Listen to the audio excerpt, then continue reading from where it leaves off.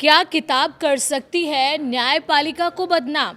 ये सवाल इसलिए खड़ा हो रहा है क्योंकि सुप्रीम कोर्ट ने एनसीईआरटी की एक किताब को बैन कर दिया है और कई बड़ी बातें कही हैं। सवाल ये कि क्या न्यायपालिका की खामियों को उजागर करना उसे बदनाम करना है या फिर ये लोकतंत्र में पारदर्शिता की एक जरूरी प्रक्रिया है। इसी सवाल के बीच खड़ा है हालिया विवाद, जहां सुप्रीम कोर्ट ने एनसीईआरटी की कक्षा 8 की सामाजिक विज्ञान की किताब के एक अध्याय पर कड़ा रुख अपनाया है। नमस्कार, मैं हूं वंदना त्यागी और आप देख रहे हैं न्यूज़ 18 राजस्थान का digital channel. Corruption in judiciary यानी न्यायपालिका में भ्रष्टाचार। एनसीईआरटी की सोशल साइंस की 8वीं कक्षा की किताब एक चैप्टर पर सुप्रीम कोर्ट इतना नाराज हुआ कि उस पर बैन लगाने का निर्देश दिया। इतना ही नहीं, इस मामले पर स्वतः संज्ञान भी लिया और एनसीईआरटी को कड़ी फटकार लगाई। सुनवाई 3 जजों की पीठ ने की, जिसकी अध्यक्षता मुख्य न्यायाधीश जस्टिस सूर्यकांत ने की। बताया जा रहा है कि इस चैप्टर के जरिए न्यायपालिका में भ्रष्टाचार और लंबित मामलों की चर्चा की गई है। अदालत ने माना कि ये न्यायपालिका को बदनाम करने की साजिश जैसा लग रहा है। दरअसल आपको पूरा मामला बताते हैं। दरअसल किताब है exploring society India and beyond, जिसके चैप्टर 4 में शीर्षक था हमारे समाज में न्यायपालिका की भूमिका। लेकिन इसी अध्याय के अंदर न्यायपालिका में भ्रष्टाचार, लंबित मामले और जजों की कमी जैसे मुद्दों का उल्लेख किया गया। 3 जजों की पीठ, जिसकी अध्यक्षता मुख्य न्यायाधीश जस्टिस सूर्यकांत कर रहे थे, उन्होंने इस सामग्री पर कड़ी आपत्ति जताई। अदालत ने कहा कि प्रथम दृष्टया ये सामग्री संस्थागत प्राधिकरण को कमजोर करने और न्यायपालिका की गरिमा को ठेस पहुंचाने का सुनियोजित प्रयास लगता है। साथ ही अदालत ने ये भी कहा, अगर ऐसी सामग्री को बैन या नियंत्रण से छोड़ दिया गया तो इससे न्यायपालिका में जनता का विश्वास कमजोर हो सकता है और ये किताब केवल विद्यार्थियों तक सीमित नहीं रहेगी, बल्कि शिक्षक, अभिभावक और समाज की अगली पीढ़ी तक पहुंचेगी। कोर्ट ने सख्त टिप्पणी करते हुए किताब की सभी प्रतियां हार्ड कॉपी और डिजिटल तत्काल प्रभाव से वापस लेने का आदेश दिया। स्कूलों, दुकानों और ऑनलाइन प्लेटफॉर्म से इसे हटाने को कहा।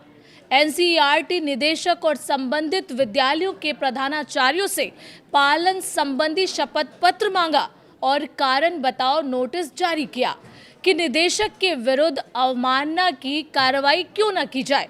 हालांकि एनसीईआरटी ने प्रेस नोट जारी कर माफी मांगी और किताब वापस लेने की घोषणा भी की, लेकिन अदालत ने यह भी साफ किया कि वो जांच करेगी कि ये माफी सच्ची नीयत से है या केवल परिणामों से बचने की औपचारिकता। सुनवाई के दौरान सॉलिसिटर जनरल तुषार मेहता ने कहा कि ये चैप्टर तैयार करने में शामिल लोगों को भविष्य में मंत्रालय की किसी भी गतिविधि में शामिल नहीं किया जाएगा। इस पर मुख्य न्यायाधीश ने टिप्पणी की कि ये बेहद हल्की सजा हो सकती है। दूसरी तरफ वरिष्ठ वकील कपिल सिब्बल ने सवाल उठाया, अगर न्यायपालिका में भ्रष्टाचार पर अध्याय है तो राजनेताओं, मंत्रियों, लोक सेवकों और जांच एजेंसियों में भ्रष्टाचार पर चर्चा क्यों नहीं?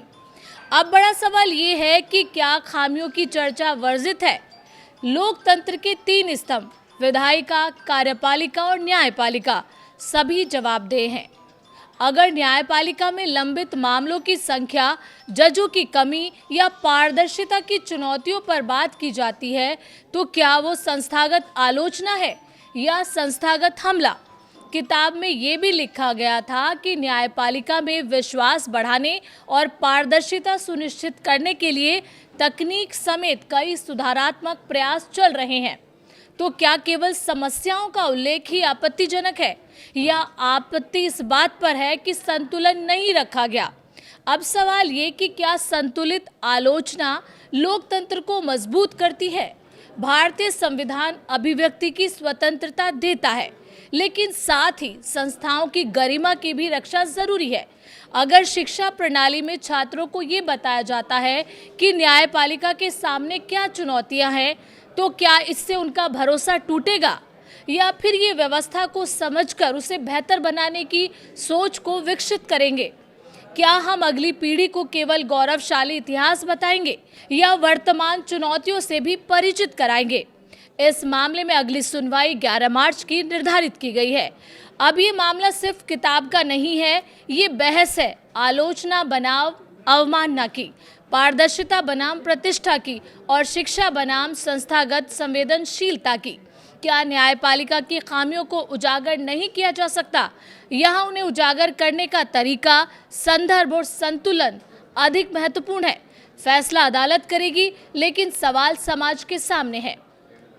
इस पूरे मसले पर आपकी क्या राय है?